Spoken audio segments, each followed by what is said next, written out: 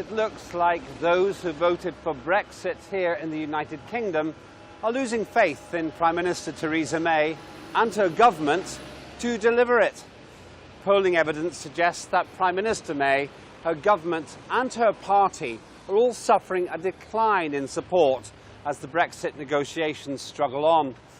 Brexiteers in her own party have publicly expressed concerns that May wants a soft Brexit, which leaves Britain close to the EU customs arrangements and the regulations, against what seemed to have been promised. Meanwhile, Labour leader Jeremy Corbyn has improved his poll ratings, coming within 10 points of May in terms of who'd be the best Prime Minister. The poll showed a growing public interest towards staying in the EU single market, one of Labour and Corbyn's main demands. At the same time, Best for Britain, a well-funded anti-Brexit movement, launched a formal campaign for a second referendum on the country's membership of the European Union.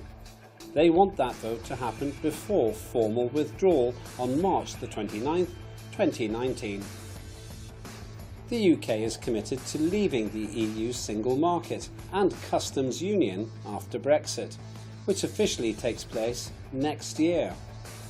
A transition period is currently set to last until the 31st of December 2020. But the British government has faced fierce criticism from the public in the UK and also from the EU for its lack of clarity on its Brexit strategy.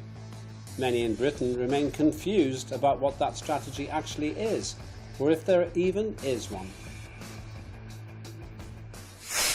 Has the British government been clear about its Brexit plan? And should there be another referendum on the subject? Simple questions with important answers. We began by asking the public, what is your opinion in regard to Brexit? Do you agree with leaving the EU, and why? Here's what we found out. Not sure, because I think both sides are still, I don't want to say lying, but you know, are you going to save this money? Is it going to be better? Is it going to be worse? I don't think anybody knows. And, you know, the impact it could have on the city, financial services, you read all these stories, flights happening.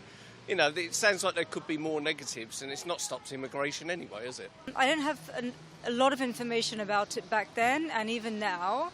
But I think looking at the current economic state of the UK, I think it wasn't perhaps the best time to leave the EU. At that point in time. I felt like it was nice to sort of, you know, be heard and just have the option to either stay or to leave. But I wasn't sure which way I was going to go. Like I said, the people have spoken.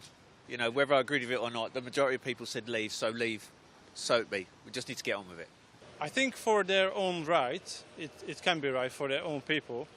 Because I think many people, they don't know or not educated about the benefits of staying in the UK, so they are right in a way, because I believe that it can be upsetting or annoying for people who doesn't have the knowledge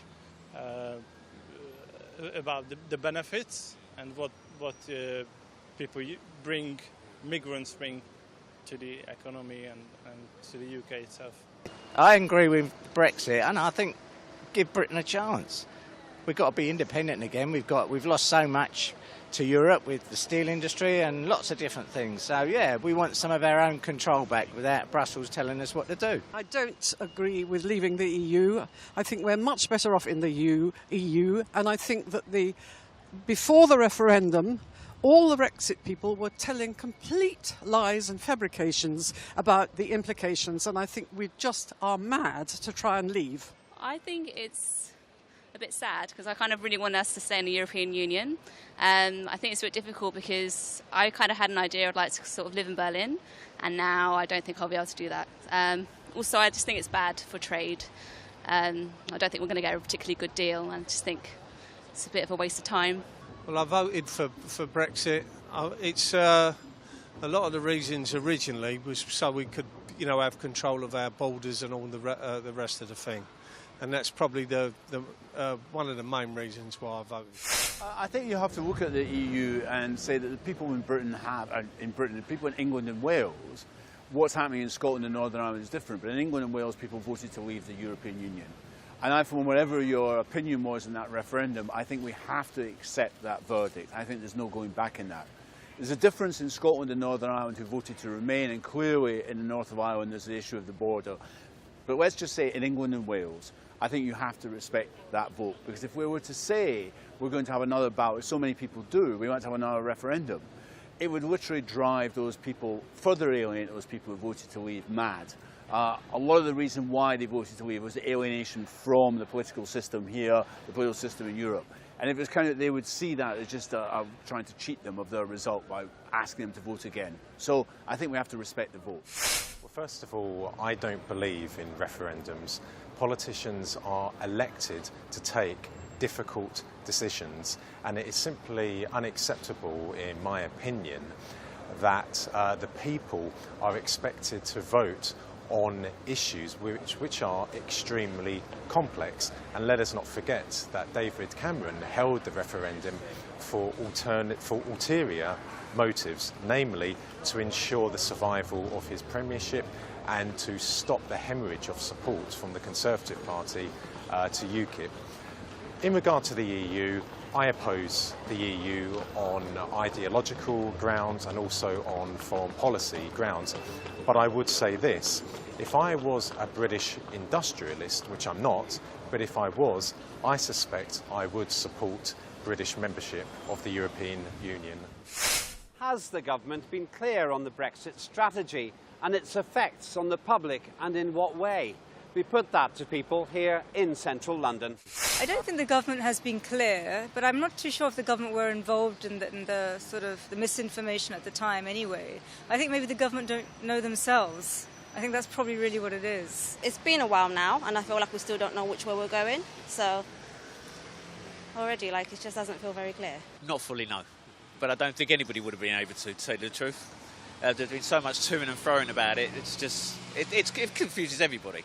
But at the end of the day, I just feel that just to get on with it. The people voted for it, 2 years ago now?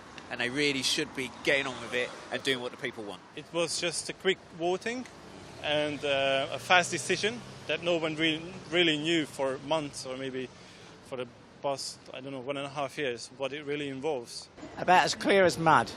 Yeah, no, I don't really think that they know what they're actually doing at the moment, and I don't actually think that they have got a clear view of what's happening, because there's so many arguments between everybody within the government, it's unbelievable. No, not at all. They don't have a strategy. They're too busy arguing among themselves to try and keep the Tory party together, and they're not thinking about the country as a whole.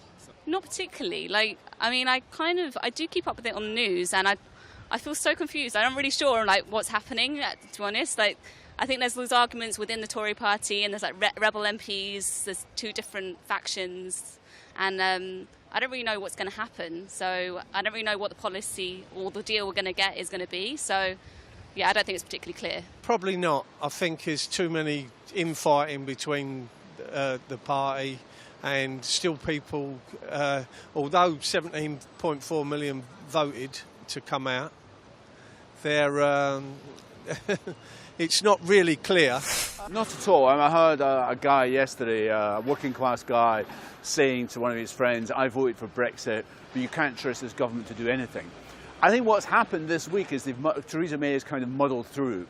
She's managed to see off her backbencher votes, and she's got a soft Brexit deal, which clearly suits, in particular, the City of London and a majority, leaving behind a residue of people inside the Tory party, MPs, who are very bitter about this. But I think she's got it. And I think she's been able to do that because most Tory MPs understand that if they were to vote against her, or to vote to do her down over the Brexit deal, the government would fall, she would go, and if faced with a general election, there's no guarantee whatsoever the Conservatives will win. And I think she's managed to do it. But there's no clear strategy here. It's just about self-preservation that they've managed to blunder through till they get to this stage. But they now do seem to have got somewhere about that they are going to go for a soft Brexit deal, which will keep Britain in some sort of relationship with the single market. The details we don't know. In short, the government has not been clear in regard to its approach to Brexit, and there is little surprise because the Conservative Party at Parliament is divided, the Cabinet is divided, and I don't think any politician, Conservative or Labour, would have a clear strategy for Brexit. This is an unbelievably complicated issue. And I don't think when David Cameron held the referendum, I don't think he really thought that he was going to lose. But that just shows what happens when you take decisions without fully considering all the potential consequences. So no, the Cabinet is not clear on this issue, and Theresa May's position is not being helped because there is a lack of discipline in her Cabinet. She is not fully in control of her government, and of course I am referring to people like Boris Johnson, David Davis and Liam Fox, who are really calling the shots. Is Theresa May capable of delivering a successful Brexit? Here's what the British public think. I think that she's too weak. It seems that she's forever making deals on different sides of the political fence just to try and move this along, and it's a bit of a shambles. I think she's ripe for people taking advantage of her in politics. I don't think anyone is, and I think I'm not going to bash Theresa May. I think that everyone's doing a great job of that, but I don't think she can or anyone can. I think looking at her past, what she set out to do, she has done. So I think she can. Well, she's got to be. Whether you like it or not, she's the person in charge. She's got to deliver it, and whatever she delivers, again, like I keep saying it, we've just got to go with it. She looks like a tough lady, so if someone, then she should be able to bring the best deals for the UK. I'd like to think she was, if she got the support of the government and different members of Parliament. But she's got to convince them first, and they know what's going on. So, yeah, I think if she gets the support and she gets the right guidelines and know where to go, I think it should be all right. I don't think she's able to, no, because I don't think she was originally in favour of staying in the European Union. Now she's gone along with what she says was the will of the people, but I don't think it is the will of the people. So I don't think she is really capable, but I don't know who the alternative is. I don't think there will be a successful Brexit. I don't think it's possible. I think Brexit's going to be painful whatever way it happens. So I can be a bit sort of pessimistic about it. I don't think she's that bothered about delivering a successful Brexit. I think she wants a Brexit deal to be achieved, and then I think she thinks she's going to be heading off into retirement, which is quite likely. So in one sense, I mean, she wants to just muddle through to the next scheduled general election in 2022, and then she'll step off into history. I think, as I said, it's about self-preservation. This government is almost operating on a day-at-a-time basis because they had, and it's very important to remember, there was no strategy about Brexit because no one believed it was going to happen. And that morning when they lost the vote, David Cameron, of course, came out and resigned in Downing Street because he didn't expect it, he hadn't planned for it, and they had literally nothing in their back pocket in terms of plan. And since then, it's just been muddling along trying to find a solution. First of all, Theresa May lacks leadership skills. She has no real leadership qualities whatsoever. It's one thing to be Home Secretary, it's another thing to be Prime Minister. So no, I don't believe she is the appropriate person to be delivering Brexit. But that said, and we do have to be fair to Prime Minister May, even if Jeremy Corbyn was Prime Minister, he would still be faced with a Herculean task. So I don't think that she is suitable, but then I think Jeremy Corbyn would face serious problems. I think if Boris Johnson was Prime Minister, he would also face a very, very difficult situation. Why? He might have senior members of the Cabinet supporting him, but then most of the parliamentary Conservative Party supported British membership of the EU. Data from Opinion tells quite a story. Only 32% of Leave voters trust Conservatives with the job, the lowest level of confidence since January 2017. The Conservatives have also seen their poll lead cut to only 42% versus 40% for Labour. And 50% of participants thought May should resign as Prime Minister and hand over the job to someone with a greater chance of success. Should the British public be given a second referendum on Brexit? We asked them. No, because I still don't think there's enough clear information whether it would be a positive or negative for the UK. No, it's a waste of taxpayer resources. I think it will set off riots in this country. And I think we need, if anything, we need political stability. Yeah, because like I said, I wasn't sure initially and I'm still not completely sure. Whereas like every day, leaning towards a decision. So it would be nice to have a second chance. No, I think the people have spoken once, and that should be enough. All this toing and froing, what everybody in the big house should be doing as the parliament, what they should be doing is doing what the people want and stop people putting up barriers to stop what the people want. I think there should be. I think that there would be a different outcome, to be honest. No, we've done it. Why do it again? Everybody else has decided what they want to do and they've decided it. So, you can't second thought these decisions. You make it and you do it and that's it. You've just got to get on with it. I do think so, and I think there are about 2 million young people who now have the vote, who didn't have the vote for the referendum, and almost certainly they are very much in favour of staying in the European Union. So I think we should have another referendum. Yes, definitely. I think there should at least be a referendum on what the Brexit deal is. I think, before they start making decisions and sort of have a deal with the European Union, I think we should have a chance to say whether we want what's happening. So, yeah, I think there should be a referendum on that at least. If not, it would be great to have another referendum on whether we stay in the EU or not, but I think that time has passed. Not at all. I think once you have a vote, otherwise you could do that about everything. We've had a football match, the team wins 5-0, and then suddenly they say, "Oh no, we won't have that. We'll play that again. We didn't like the score." I think in terms of England and Wales, there's a very clear vote for leaving the EU. I don't think there should be another referendum. I think lots of middle-class people are demanding it, mainly I think for relatively selfish reasons. The kids having access to the Erasmus programme or the holiday homes in France or Spain, whatever. But I think for the majority of people who voted to leave, they did so because they were so alienated from the political system, both here and in the European Union. They were giving the politicians, both in Westminster and in Brussels, a kick up their backside. And if you were to say, no, sorry, we're going to discount your vote, we're asking you to vote again, it would enrage those people. And I think the danger there is they're going to look around for an alternative, and that alternative could be something on the right, to the right of Theresa May, and could be very nasty. So I'd be very careful about going down that road. As I said, in Scotland, I think it's going to fuel demands for a second independence referendum because Scotland voted to stay in the EU. And in Ireland, I think it's going to lead inevitably towards a united Ireland as the only way of solving the conundrum of the Irish border. I don't believe there should have been a referendum in the first place, but there was. And the majority of the British public, by a very, very slender majority, chose to leave the European Union. Whether that was right or wrong is absolutely irrelevant. A referendum was held, the British people decided. That is the end of the matter.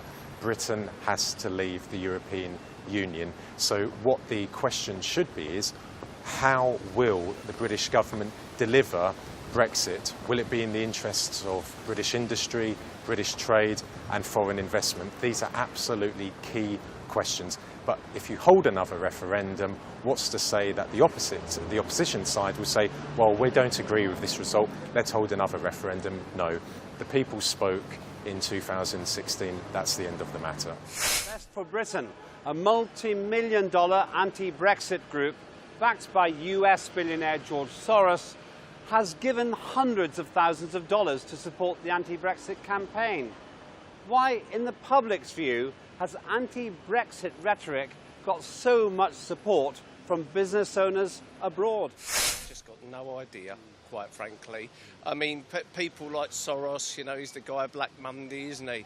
So, there's got to be some very, very good financial gains for people like him, which automatically makes me a little bit suspicious that the average person in the street will fare pretty badly if he's going to do okay. Perhaps they have business interests, global business interests, where they needed to be headquartered here, for tax purposes.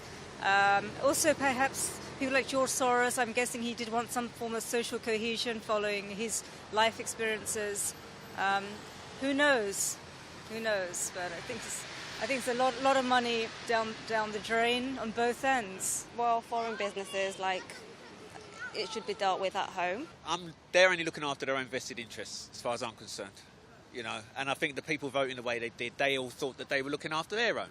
So, you know, I said if it's a British referendum, British people voted, so let the Brits get on with it. That's not the right thing to do. Foreign people shouldn't decide on the future of the UK. I think only UK citizens should decide whether they want to remain in the UK or not. Because that's our route into Europe, and that's what they want. They want to keep us in Europe, so then they've got an easy tariff and way of getting into Europe. You know, it's obviously, if he's an American and he's pumping money into it, he's looking after his own interests. He's not looking after ours. You know, and the American people, they let them get on with theirs and we'll sort ours out.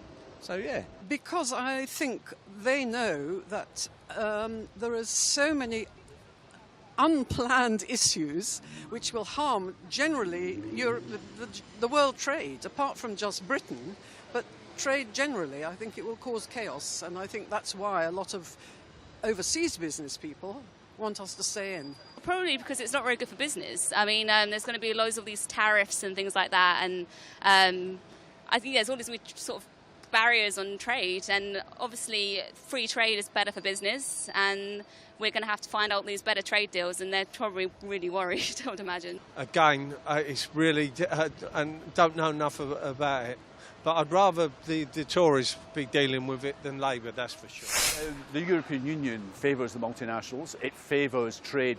The whole Lisbon Treaty was set up to promote a neoliberal agenda. They want to preserve that. They're very worried what happens if the European Union falls apart. Soros himself is from Hungary, where there's a very right-wing government, a very racist, anti-Semitic government, which is also Eurosceptic. He is persona non grata now in Hungary, not always for the best of reasons. But he has a history, we should remember. This is a man back in 1992 who was gambling on the pound leaving the European exchange mechanism at the time.